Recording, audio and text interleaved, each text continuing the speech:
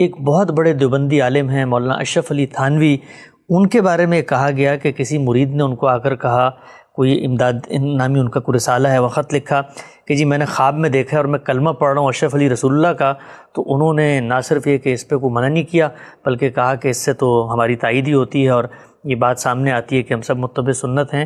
تو یہ کیا معاملہ ہے؟ یہ ہمارے اکابر کی جو یہ عبارات پڑھ کے سنائی جاتی ہیں، ایک طرف ہمیں کہا جاتا ہے کہ وہ تو بڑے عالم تھے، دوسری طرف اتنی واضح بات ہے کہ بھی رسول اللہ تو صرف ایک ہی ہو سکتے ہیں، تو یہ اشرف علی رسول اللہ کیا چیز ہے؟ اس طرح کی چیزیں ہر دور میں بڑے بڑے علماء، بڑے بڑے فضلاء سے متعلق سامنے آتی رہتی ہیں۔ یہ کوئی ہمارے اس بر صغیر کا صرف مسئلہ نہیں ہے۔ اگر آپ پچھلی 14 صدیوں کی علمی تاریخ پر نگاہ ڈالیں تو بڑے بڑے غیر معمولی علماء، بہت بڑی بڑی شخصیات کی ایسی چیزیں سامنے آ جائیں گی جو تھوڑا وحشت پیدا کرتی ہیں۔ اس میں صحیح اصول کیا ہے؟ صحیح اصول یہ ہے کہ ایک تو جس طرح کہ آپ نے خود تعبیر فرمایا کہ کوئی جاہل آدمی ہے، کہیں بیٹھا ہوا ہے، کوئی اس نے پیری مریدی کا کارخانہ قائم کر لیا ہے، تو اس طرح کے لوگ تو باتیں کرتے ہی رہتے ہیں، انہیں قابل اعتنا نہیں سمجھنا چاہیے۔ کوئی چیز قابل اعتنا کب ہوتی؟ اس وقت ہوتی ہے کہ جب وہ ہمارے سامنے آئی، اس سے کچھ وحشت محسوس ہو رہی ہے، لیکن اس کو پیش کرنے والے کی ایک حیثیت ہے، علم میں ہے، ادب میں ہے، سیاست میں ہے، یعنی کسی پہلو سے ایک حیثیت ہے اس کی۔ تو اب یہ دیکھنا چاہیے کہ وہ حیثیت کیا ہے۔ آپ نے جس عالم کا نام لیا ہے یعنی مولانا اشرف علی تھانوی، وہ کوئی راستے میں بیٹھے ہوئے پیر نہیں ہیں، وہ کوئی ایسے شخص بھی نہیں ہیں کہ جنہوں نے اپنی کوئی دکان لگائی ہوئی تھی۔ وہ ہمارے بر صغیر کے اساتین علم میں سے ہیں۔ یعنی اگر آپ اس دور کے اہل علم کی ایک فہرست بنائیں تو اس بر صغیر کے چند بڑے علماء میں ان کا شمار ہوگا۔ اور یہ ایسا نہیں ہے کہ ان کے معتقدین ان کو یہ حیثیت دیتے ہیں۔ ہر آدمی جو ان کے کام کو دیکھے گا وہ یہ معلوم کر لے گا کہ وہ ہمارے علوم سے کس درجے واقف ہیں، وہ فقہ حنفی میں کیسا تباہر رکھتے ہیں، وہ لوگوں کی اصلاح اور ارشاد میں کیسا غیر معمولی درک رکھتے ہیں۔ یہ کوئی آسان سی چیز نہیں ہے کہ آپ اپنے دور میں عوام کو بھی متاثر کریں اور عارفین کو بھی متاثر کریں۔ اور وہ عارفین کس درجے میں ہیں، یعنی باقی تو چھوڑیے، خیر جو ان کے اپنے زاویہ نظر کے علماء ہیں، یعنی مولانا عبد الماجد دریابادی اور مولانا سید سلیمان ندوی جیسے لوگ ان کے ہاتھ میں ہاتھ دے کر اصلاح و ارشاد کے منصب پر ان کو فائز سمجھتے ہوئے ان کی بیعت کر لیں، تو معمولی شخصیت نہیں ہے وہ۔ تو پہلی چیز جو میرے نزدیک تمام لوگوں کو سمجھنی چاہیے وہ یہ کہ ایک ہے کہ اس طرح کا کوئی جملہ، کوئی بات، کوئی واقعہ کسی نے بیان کیا اور وہ واقعہ کسی عامی کی طرف سے ہے، کسی جاہل نے بیان کیا ہے، اس نے کوئی ایسی بات کہہ دی ہے، کوئی اپنی دکان لگائے بیٹھا تھا، لوگوں کے ہاں دھوکے باز لوگ بھی ہوتے ہیں، ہر علم و فن میں ہوتے ہیں۔ آپ یہ دیکھتے ہیں کہ بڑے بڑے ڈاکٹر ہیں، طبیب ہیں، جن کی طرف ہم رجوع کرتے ہیں، لیکن آپ کو معاشرے میں عطائی بھی مل جاتے ہیں۔ تو مولانا اشرف علی تھانوی کوئی عطائی نہیں ہے، کوئی دکان لگا کے بیٹھا ہوا آدمی نہیں ہے، بہت بڑے عالم ہیں، اور اس میں کوئی شبہ ہی نہیں ہے۔ یعنی مجھے بھی اگر اپنی رائے دینی ہو تو میں یہ کہوں گا کہ وہ ہمارے اکابر اہل علم میں سے ہیں، ان کا کام ہمارے سامنے ہے۔ یعنی یہ رائے بھی ایسا نہیں ہے کہ کوئی خوش عقیدہ آدمی اپنی رائے آپ کو دے رہا ہے۔ میں ایک ایسا شخص ہوں کہ جو آپ جانتے ہیں کہ جس درجے میں چیزوں کو نقد کی نگاہ سے دیکھتا ہے، ان کے کام سے میں واقف ہوں، مجھے معلوم ہے کہ ان کی تفسیر بیان القرآن کی کیا حیثیت ہے، مجھے معلوم ہے ان کے مواعظ کی کیا حیثیت ہے، مجھے یہ معلوم ہے کہ انہوں نے جن فنون و علوم پر وہ مہارت رکھتے تھے ان کی تفہیم کے لیے کس درجے کی چیزیں لکھی ہیں، ان سب سے میں واقف ہوں۔ تو اس لیے پہلی چیز تو یہ سمجھنی چاہیے کہ جس شخص کے بارے میں بات ہو رہی ہے وہ کس درجے کا شخص ہے، پہلی بات یہ ہے۔ تو وہ ہمارے بر صغیر کے چند بڑے علماء میں سے، ان کا بڑا غیر معمولی کام ہے۔ اس طرح کی کسی شخصیت کی بات جب آپ کے سامنے آئے تو علم و عقل کا تقاضا ہے کہ اس کا صحیح محمل تلاش کیا جائے، یعنی یہ بات اس نے کہاں سے کی ہے۔ اور میں آپ سے عرض کروں کہ میں ہر صاحب علم کے بارے میں یہی طریقہ اختیار کروں گا۔ اس طرح کی کوئی چیز امام غزالی جیسی شخصیت کی طرف سامنے آ گئی ہے، اس طرح کی کوئی چیز امام شاطبی جیسے شخصیت کی طرف سے سامنے آ گئی ہے، اس طرح کی کوئی چیز کسی اور بڑے آدمی کی طرف سے سامنے آ گئی ہے، تو یہ معلوم ہے کیونکہ میں اس کے باقی کام سے واقف ہوں، اس کی شخصیت کس درجے کی ہے اس سے واقف ہوں، اس کے علم میں کیا اثرات ہیں اس سے واقف ہوں، وہ علوم پر کیا نظر رکھتا ہے اس سے واقف ہوں، اس کا دین سے کیا تعلق ہے اس سے واقف ہوں۔ یعنی مولانا اشرف علی تھانوی نہ علم کے معاملے میں کوئی طفل مکتب ہے، نہ اصلاح و ارشاد کے معاملے میں کوئی معمولی شخص ہے، اور نہ جو کچھ ان کا کام ہمارے سامنے ہے اس کو جب ہم پڑھتے ہیں تو اس سے یہ خیال ہوتا ہے کہ یہ آدمی تو کچھ جانتا نہیں، وہ اپنے علوم و فنون کو جاننے والے، اس کے جید عالم، جس فقہ کے وہ علمبردار ہیں اس فقہ کے غوامض پر نظر رکھنے والے، جس روایت کو ہمارے ہاں جو علم کلام کی اور تصوف کی روایت ہے اسی کے لوگوں میں سے ہیں، اس روایت کو اس کے اندر اتر کر سمجھنے والے لوگوں میں سے ہیں۔ تو اس درجے کے کسی شخص کے بارے میں اس طرح کی کوئی بات آپ نے لکھی ہوئی پڑھ لی یا آپ نے دیکھ لی، تو سب سے پہلی چیز جس کو ملحوظ رکھنا چاہیے کہ چھوٹتے ہی اس کو یہ گستاخی ہو گئی، یہ بے دینی ہو گئی، یہ کفر ہو گیا، یہ شرک ہو گیا، یہ بالکل بچکانہ بات ہے، ایسے نہیں کہنا چاہیے۔ دیکھنا چاہیے کہ اتنے بڑے عالم نے اگر یہ بات کہی ہے تو اس کا صحیح محمل کیا ہے، یعنی یہ کس جگہ سے بات آئی ہے۔ اس کا یہ مطلب نہیں کہ ہم اتفاق کر لیں گے، بات غلط ہے تو غلط ہے، وہ بڑے سے بڑے آدمی سے یہ اگر صادر ہوئی ہے تو وہ غلط ہے، یعنی بات صحیح نہیں ہو جائے گی۔ اس کا یہ مطلب نہیں ہے کہ اگر ایک آدمی کی علمی حیثیت یہ ہے اور اس کا مرتبہ یہ ہے اور اس نے اتنا علمی کام کیا ہے تو اس کے نتیجے میں ہم یہ کہیں گے کہ اس کی غلط بات بھی صحیح ہے۔ بات غلط ہو سکتی ہے، اس لیے کہ ہمیں جو اصول ہمیشہ پیش نظر رکھنا چاہیے وہ یہ ہے کہ رسالت مآب صلی اللہ علیہ وسلم یا اللہ کے پیغمبروں کے سوا ہر شخص سے غلطی ہو سکتی ہے، تو اس وجہ سے یہ زیر بحث نہیں ہے کہ وہ غلط بات ہے یا صحیح بات ہے، لیکن اس کا اس لب و لہجے میں ذکر کرنا یہ میرے نزدیک علم کے آداب سے ناواقفیت کا نتیجہ ہوتا ہے، اور کرتے ہیں بہت سے لوگ اس طرح سے یہ بات کہنا شروع کر دیتے ہیں۔ تو لوگوں کو پہلے یعنی آپ نے غلطی پر متنبہ کرنا ہے نا، تو لوگوں کو آپ 3 مراحل سے گزاریے۔ سب سے پہلے یہ بتائیے کہ جس شخصیت کی بات پر میں نقد کرنے لگا ہوں اس کا مرتبہ کیا ہے، اس کا مقام کیا ہے، اس کی خدمات کیا ہیں، اور یہ مرتبہ و مقام کوئی صوفیانہ بات نہیں ہے، یہ اس کی کتابوں سے، اس کی تصنیفات سے، اس کی زندگی سے، اس کے علوم سے واضح ہے۔ یعنی جو آدمی ان علوم کی روایت سے واقف ہے وہ یہ تصور بھی نہیں کر سکتا کہ وہ ان کے بارے میں استخفاف کا کوئی جملہ بھی کہے۔ ایک بڑے عالم کے بارے میں گفتگو جس کی بڑی خدمات ہیں اور جس نے مسلمانوں کو دین بتایا ہے، جس نے ان کی اصلاح کی کوشش کی ہے، جو بھی اس کا نقطہ نظر تھا، یعنی مولانا اشرف علی تھانوی کے نقطہ نظر میں 10 باتوں پر مجھے اختلاف ہو سکتا ہے، لیکن پہلے مجھے یہ بتانا چاہیے اپنے مخاطبین کو کہ یہ اس عظمت کا آدمی ہے جس کے بارے میں بات کرنے لگا ہوں، تاکہ وہ اپنی روایت کی عظمتوں سے واقف بھی رہیں اور انہیں معلوم بھی ہو کہ یہ اس طرح کی چیز نہیں ہے کہ ہر آنے والا جب چاہے آ کے استہزاء اور استخفاف کا نشانہ بنا لے۔ پھر مجھے یہ بتانا چاہیے لوگوں کو، یہ دوسرا مرحلہ ہے، یعنی پہلا مرحلہ جب مکمل ہو جائے تو پھر مجھے بتانا چاہیے کہ دیکھیے جس شخص کے بارے میں بات کر رہا ہوں، جس شخصیت کے بارے میں، اس کا اپنا تصور کیا ہے چیزوں کو دیکھنے کا، یعنی اس کا اپنا فریم ورک کیا ہے، وہ کہاں سے چیزوں کو دیکھتا ہے۔ اگر کسی فن سے متعلق ہے وہ جملہ تو اس پورے فن کا پس منظر مجھے بتانا چاہیے، اور اگر وہ دین کی کسی تعبیر سے متعلق ہے، اصلاح و ارشاد سے متعلق ہے، تو اس میں اس کا پورا پس منظر بتانا چاہیے۔ یہ کیا اصول ہے؟ یہ ہے کہ میں کسی ایلوپیتھی کے بڑے ماہر پر گفتگو کر رہا ہوں، تو کیا میں ہومیوپیتھی کے اصولوں کا اطلاق اس پر کر دوں؟ نہیں کرنا چاہیے نا۔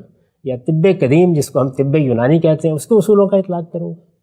کسی بھی علم و فن میں سب سے پہلے یہ جاننا چاہیے کہ یہ شخص کہاں سے بات کر رہا ہے۔ آپ یہ دیکھیے کہ آپ کسی ایلوپیتھی کے باہر سے بات کریں تو غیر ممکن ہے کہ ہومیوپیتھی کے بارے میں یہ کہہ کے آپ کے پاس سے چلا جائے کہ یہ کچھ بھی نہیں ہے، یہ تو ایسے ہی آپ کا ایک تصور ہے اور ایک پلیسیبو ایفیکٹ ہوتا ہے، اس سے آپ متاثر ہو جاتے ہیں، کہہ سکتا ہے نا یہ بات۔ اچھا، لیکن یہ صحیح اصول نہیں ہے تنقید کرنے کا۔ آپ کو پہلے یہ بتانا چاہیے کہ یہ جو فن ہے یا یہ جو علم ہے، اس علم میں کیا چیز ہے جو اس کا فریم بناتی ہے۔ یہ دیکھیے کہ ہمارے یہ جلیل القدر عالم، میں پھر عرض کر دوں کہ مولانا اشرف علی تھانوی کا نام لیتے وقت ہمارا سر جھکنا چاہیے ادب کے ساتھ۔ ہمارے یہ جلیل القدر عالم دینی روایت میں، دین کے فہم میں جس روایت سے متعلق ہے وہ روایت ہے کیا، یہ دیکھنا چاہیے نا پہلے. یعنی یہ ایلوپیتھی کے ماہر ہیں، یہ ہومیوپیتھی کے ماہر ہیں، کیا ہے ان کا پس منظر، کیا چیز ہے؟ تو یہ دیکھیے کہ وہ دین کی صوفیانہ تعبیر کے بڑے لوگوں میں سے. یہ آپ جانتے ہیں کہ دین کی صوفیانہ تعبیر کو میں ہدف تنقید بناتا ہوں، لیکن اس کو ایک طرف رکھیے، پہلے تو سمجھنے کا کام ہے کہ وہ دین کی صوفیانہ تعبیر کے بہت بڑے لوگوں میں سے ہیں ہمارے ہاں. دین کی یہ صوفیانہ تعبیر یہ لوگوں کی اصلاح سے متعلق کیا فریم دیتی ہے؟ یعنی ہمیں لوگوں کی اصلاح کرنی ہے نا، عام طور پر یہی مانا جاتا ہے، لوگ ہیں، ایک عالم لوگوں کی اصلاح کرتا ہے، یہ فریم کیا دیتی ہے؟ میں اس وقت اپنا نقطہ نظر نہیں بیان کر رہا، میں آپ کو ان کا زاویہ نظر یا وہ جس طریقے سے چیزوں کو دیکھیں گے یا اس روایت کے بڑے علماء جیسے دیکھتے ہیں، امام غزالی سے لے کے شاہ ولی اللہ تک اور ان سے لے کر مولانا اشرف علی تھانوی تک، کس زاویے سے دیکھیں گے؟ یہاں سے دیکھتے ہیں چیزوں کو کہ انسان اپنی ذات اور اپنی نفسیات میں ایک ایسی مخلوق ہے کہ یہ مجردات سے متعلق نہیں ہو پاتا. یعنی چیزیں اگر اس کے سامنے محسوس صورت میں نہیں آتی تو یہ اس کی طبیعت میں احتزاز نہیں پیدا کرتی. یہ ذہنی اور فکری لحاظ سے ان کو قبول بھی کر لے تو وہ اس کی شخصیت سے متعلق نہیں ہوتی، اس کی نفسیات سے متعلق نہیں ہوتی. اور اگر فرض کر لیجئے کہ وہ اس سے متعلق نہیں ہوئیں تو یہ تو ہو سکتا ہے کہ وہ ایک اپنے ایمان اور عقائد کی فہرست آپ کو پکڑا دے، لیکن جو کیفیت پیدا ہونی چاہیے ایمان کے نتیجے میں وہ پھر پیدا نہیں ہوتی. یہ پہلا مقدمہ ہے کہ ایک محسوس تعلق ہے جو اس کا باعث بنتا ہے. وہ یہ کہتے ہیں کہ خدا نے اللہ جو پیغمبر بھیجے ہیں وہ اسی لیے تو بھیجے کہ لوگ ان کو دیکھیں. خدا نہیں نظر آتا، یعنی خدا کے لیے تو آپ کو ذہنی تجریز کرنا پڑتی ہے. میں بھی اگر بیٹھ کے تصور کروں اچھا اس کائنات کا خالق کیا ہے، کہاں ہے، تو کوئی تصور قائم نہیں ہوتا نا. ایک علمی استدلال میں کر لوں گا آپ کے سامنے یا کچھ آثار شواہد پر توجہ دلا دوں گا. تو رسول اللہ کی شخصیت یہ یا رسول اللہ سے پہلے جو پیغمبر آئے ہیں ان کی شخصیت، وہ یہ سمجھتے ہیں کہ وہ شخصیت جس وقت خدا کے پورے تصور کے جو نتائج انسانی شخصیت سے متعلق ہوتے ہیں ان کا مجسم بنتی ہے تو انسان کا اس کے ساتھ ایک محسوس تعلق پیدا ہوتا ہے. یعنی نفسیات انسانی اس کے بغیر اپنے باطن میں احتزاز یا کیفیت محسوس نہیں کر پاتی. یہ آپ کو یاد ہوگا کہ رشید احمد صدیقی نے جو اردو زبان کے بڑے ادباء میں سے ہیں، علامہ اقبال پر ایک تبصرہ کیا ہوا ہے. علامہ اقبال بھی ہمارے دور کے بڑے لوگوں میں سے ہے. تو انہوں نے کہا کہ اقبال اسلام سے زیادہ بانی اسلام سے متاثر تھے. یہ کیا چیز ہے؟ یعنی جو خدا کا پیغمبر ہے اس کی ذات. ابھی بھی آپ دیکھتے ہیں کہ مسلمانوں کے ہاں رسول اللہ کی شخصیت کس طرح ایک محور کی طرح متعلق ہوتی ہے. یعنی آدمی کو کچھ دین کا پتہ نہیں ہوگا، نماز بھی نہیں پڑھی ہوگی، روزہ بھی نہیں رکھا ہوگا، لیکن وہ ایک ایمانی کیفیت محسوس کرتا ہے رسول اللہ کے ذکر کے ساتھ. تو مولانا اشرف علی تھانوی جس روایت سے متعلق ہیں اس میں اصلی ہدف کیا ہے؟ اصلی ہدف یہ ہے کہ لوگوں کی اصلاح ہونی چاہیے، لوگوں کو خدا شناس بننا چاہیے، اور خدا شناسی کے مختلف مراحل پر لے جانے کے لیے ہمیں جدوجہد کرنی ہے. وہ دعوت کا، ارشاد کا، اصلاح کا مقصد یہ سمجھتے ہیں.